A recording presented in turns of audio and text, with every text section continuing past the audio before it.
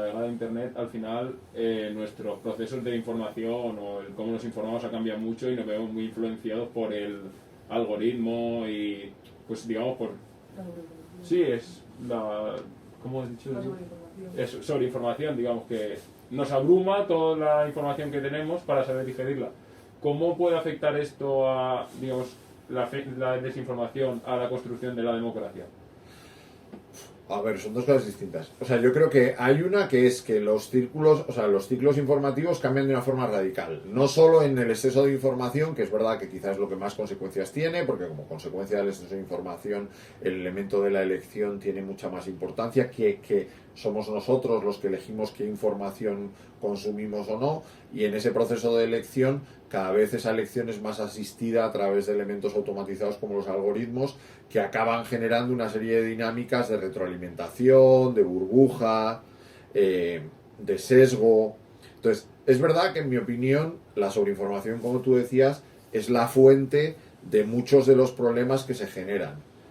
Pero una cosa es la causa y otra los efectos, por así decirlo. Entonces, la causa puede ser la sobreinformación, a la que yo añadiría al menos, por lo menos, un elemento temporal que es esencial y que es independiente de la sobreinformación. O sea, no solo hay mucha información, sino que la información hoy en día se transmite en tiempo real y eso condiciona la reacción, la necesidad de espacio, y por tanto el elemento temporal, en mi opinión, ha cambiado radicalmente sobre los ciclos informativos tradicionales, que eran de 24 o de 8 horas, o sea, de 24 con los periódicos, de 8 con la televisión, y que ahora es en streaming. O sea, no hay ciclo de noticias, lo que dificulta su proceso, lo que dificulta su tratamiento, su difusión.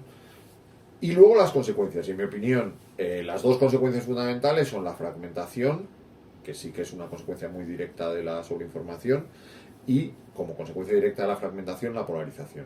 La sociedad cada vez está más fragmentada, por tanto, cada vez tiende menos al diálogo y más al enfrentamiento, y como consecuencia de eso tiende a radicalizarse de una forma cada vez mayor. Esto lo explica bastante bien un libro que ha traducido recientemente Capitán Swing, que se llama ¿Por qué estamos polarizados?, de Derek Lane.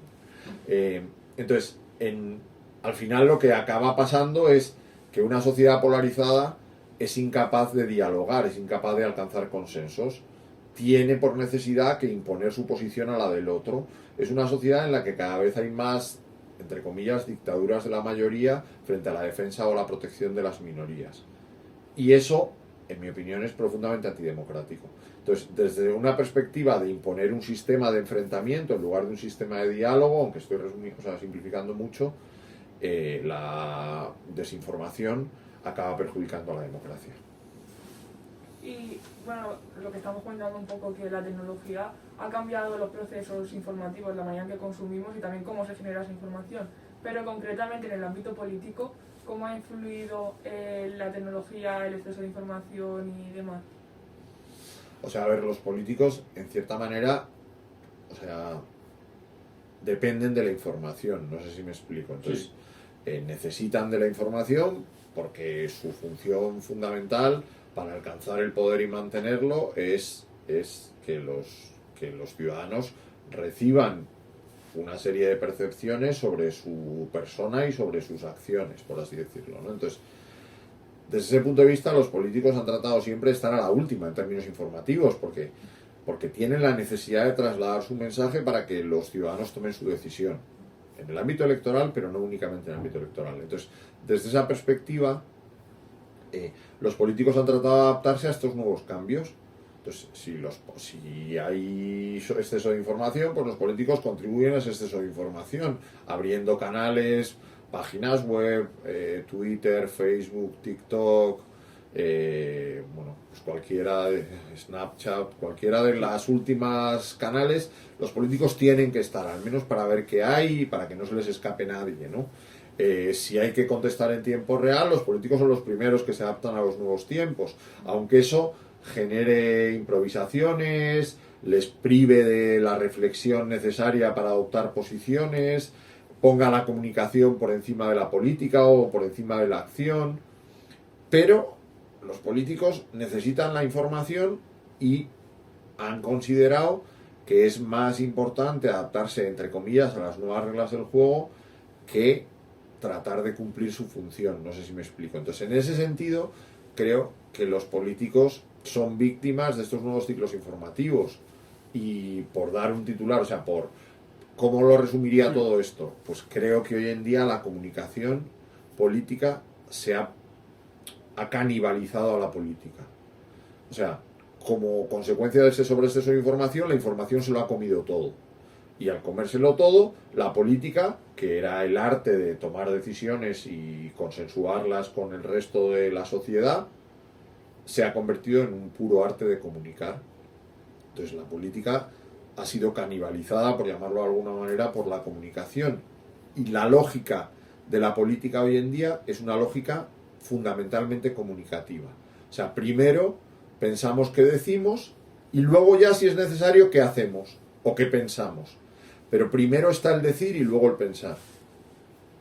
Al final, bueno, Mira el tiempo ahí, por favor. sí, no, quedan 5 minutos. Vale. Que un ejemplo de eso, por ejemplo, vi en Twitter hace poco, era la foto era del debate de hace 4 años, creo, que donde estaban Pedro Sánchez, Pablo Casado, Pablo Iglesias y, bueno, no me acuerdo quién más. Albert Rivera. Y Albert Rivera, y solo queda ya Pedro Sánchez al final.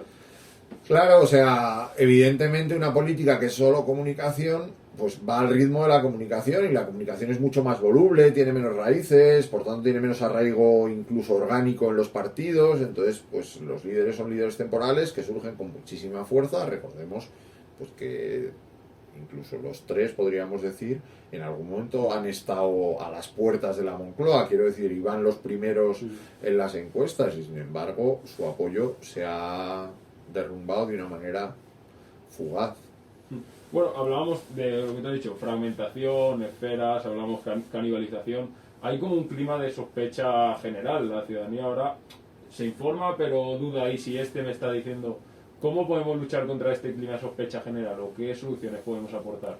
Bueno, es que eso es la posverdad en el fondo, ¿no? O sea, que lo has definido tú mejor que yo. O sea, al final, ¿qué es la posverdad? Pues es ese clima de sospecha. Cuando la verdad pasa de ser irrelevante, llega un momento en el que todo el mundo piensa que lo que le dices no es verdad, y además es una sospecha generalizada que no afecta solo a las instituciones o a las empresas, sino que acaba afectando también a las ONGs, incluso a la relación personal, ¿no? Entonces yo ya, o sea, antes el default, por así decirlo, o sea, es que no sé cómo se dice, pero perdón por la horterada, pero es que sinceramente no sé cómo se dice. O sea, por defecto, Sí. era la confianza, o sea, la reacción por defecto era la confianza. Ahora la reacción por defecto es la desconfianza. Bueno, será mentira, y a lo mejor a veces pues hay suerte y es verdad, no sé cómo decirlo. Entonces, Sí. ese clima de desconfianza es el clima natural de la posverdad. ¿Cómo se puede luchar contra eso? Pues yo creo que hay millones de caminos, pero, o sea, en primer lugar, en cuanto que es un fenómeno híbrido, la respuesta tiene que ser híbrida. ¿Qué quiere decir que la respuesta tiene que ser híbrida? Que tiene que ser una respuesta educativa, cultural, también jurídica, que incluye, porque juega un papel esencial, o en mi opinión sigue jugando un papel esencial, los medios de comunicación, que incluye las estructuras educativas, que incluye la propia autoeducación personal, en esto que se llama alfabetización digital, y que tiene mucho más que ver con saber o entender la lógica digital que el funcionamiento de los aparatos, por decirlo de alguna manera. Entonces, es una respuesta global que incluye a todos los actores, que tienen una gran base cultural, o sea, una gran base educativa, pero que afecta también a lo jurídico, a lo político y a lo mediático.